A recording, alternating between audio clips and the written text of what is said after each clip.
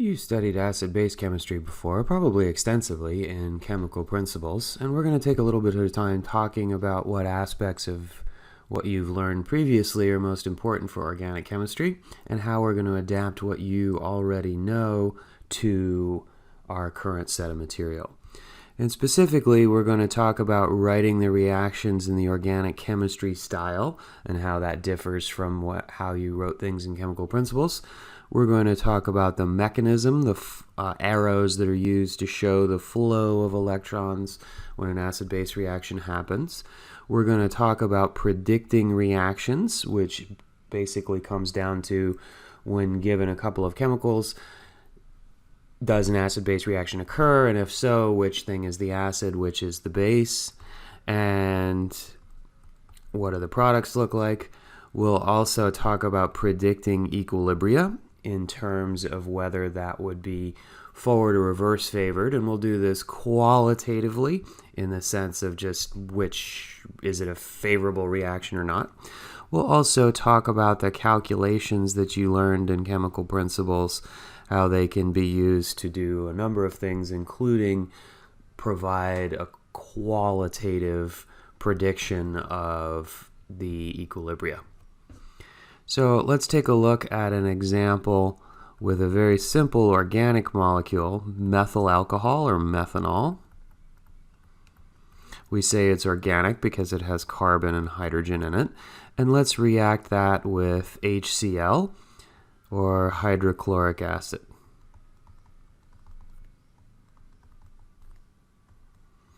And we're going to think about predicting products. Notice we're using equilibrium arrows unless we have a good reason not to.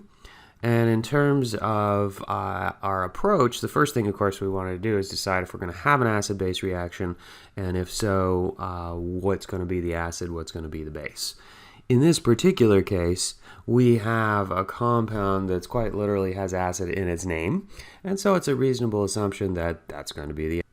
You may also recall, hopefully also recall from chemical principles, that this is a strong acid, which, remember, means that it dissociates completely in water, and in applied to non-aqueous things like methanol, that it's going to typically want to give up its hydrogen. So we're going to identify that compound as the acid in the reaction, and every acid needs a base, so that means that the methanol is going to act like a base. Now, worth noting in this case that methanol is very similar to water in terms of its acid-base chemistry, namely that it is amphiprotic, meaning that it can both give up or accept a hydrogen, so it can act as either an acid or a base, and it also has similar propensity to do each of those things. Now, in our mantras, we say acids are proton donors and bases are proton acceptors. And when we say proton, by the way, what we're talking about is a euphemism for an H+, or a hydrogen without any electrons. And if you think about it, well, most hydrogens have only a proton in the nucleus, so if you take away all the electrons, then you're literally left with a proton. By the way, we also say that nucleophiles are electron donors and electrophiles are electron acceptors. And if you remember from chemical principles, there are several definitions for acids and bases, and the so-called Bronsted definition is exchanging a hydrogen.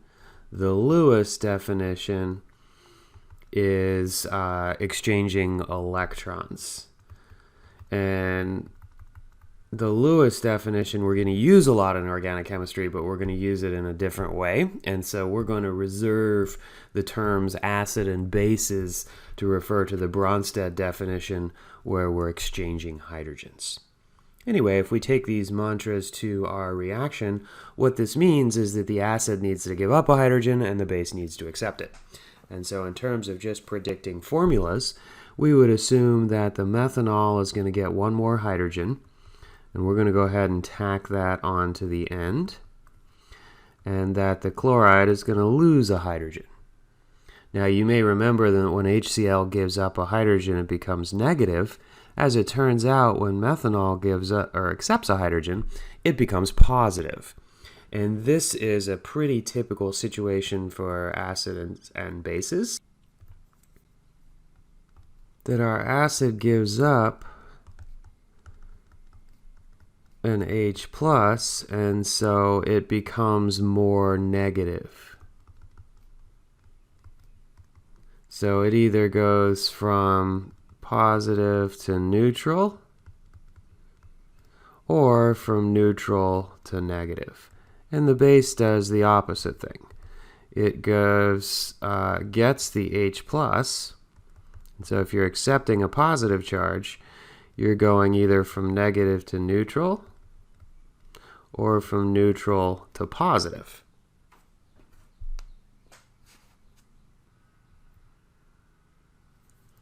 By the way, now that our what used to be the base has an extra hydrogen, then it's now an acid.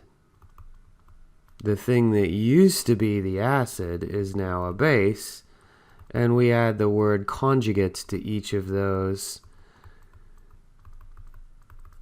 to help keep track of that. So the base accepts a hydrogen. Now it has an extra hydrogen. It can be a hydrogen donor. It's now the conjugate acid. The acid gives up a hydrogen, now has the ability to accept a hydrogen from where it just gave one up, and it turns into a base, and we call it the conjugate base.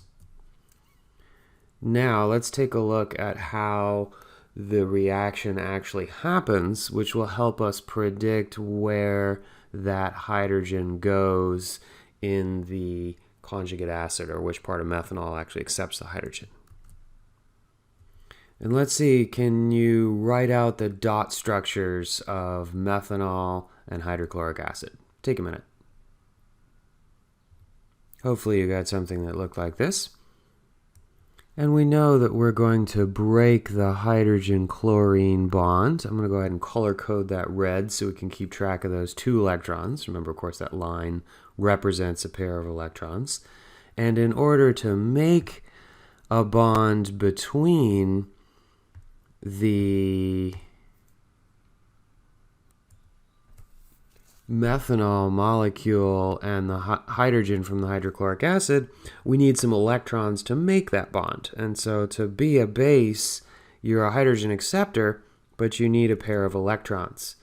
So we'll use a pair of electrons that's the lone pair on the oxygen. And this, by the way, is why we say after our acid-base mantras that, and our nucleophile electron file mantras, that bases and nucleophiles have a lot in common. At any rate, we want to make a new oxygen-hydrogen bond, and we want to break the bond that exists between the hydrogen and the chloride.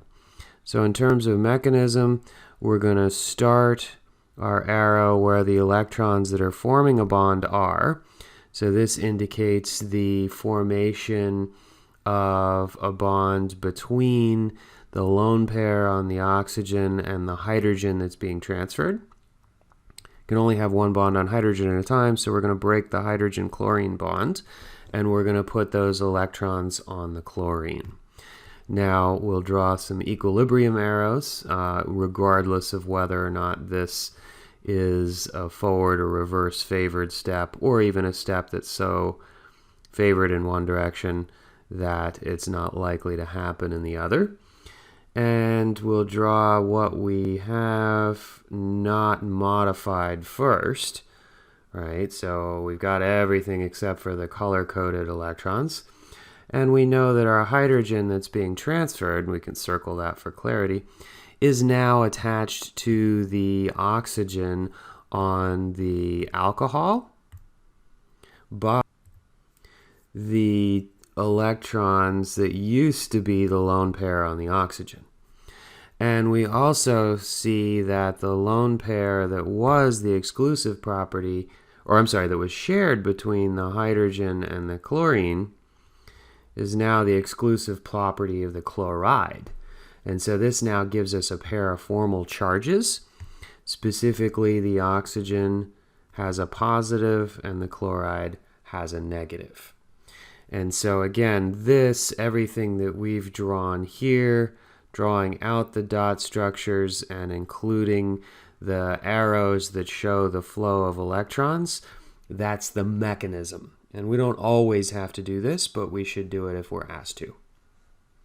And we have up here, this might be what we'd think of as our chemical principles style of writing reactions, where we have starting materials on one side, products on the other, and either a forward arrow or an equilibrium arrow in between.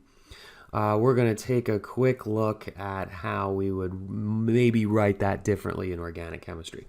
Well, one of the things that we would do first is if we're asked for a mechanism, we need to draw out, if not the complete dot structures for everything, we need to at least draw out enough dot structures to show the electrons from the base grabbing the hydrogen and the hydrogen bond to the acid being broken, and that acid taking the electrons and turning into the conjugate base.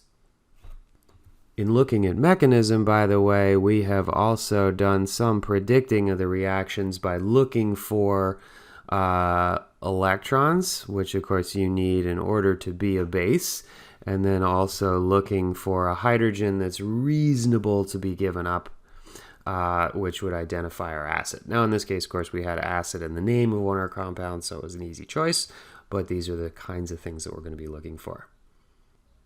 We might also say, by the way, in terms of predicting equilibria, that because hydrochloric acid is a strong acid, that we would be favoring the forward direction heavily.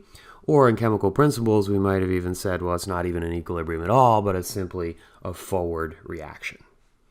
Now, I'm going to drop out the mechanisms for now, and we're going to just take a look at how we might see this equation written differently in organic chemistry. And the main difference would be that we favor the organic compound, and so that we'd write that as our starting material, and that we'd put on the arrow the HCl, or what we'll call the reagents. We might also, by the way, see solvents below the arrow, and we'll get to that later. And then after the arrow, we would have the product. Now notice that we've left off a byproduct that's not organic, because we're carbocentric now and we only care about organic molecules, or at least our primary focus is on the organic compounds. And so we want to know that this is formed, but we might or might not actually write it. Now in the acid-base reactions, we're always going to keep track of our conjugate base, but as we move on, we're going to start to see this focus from keeping track of everything to mainly looking at the starting material, the reagents, possibly solvents, and then the product.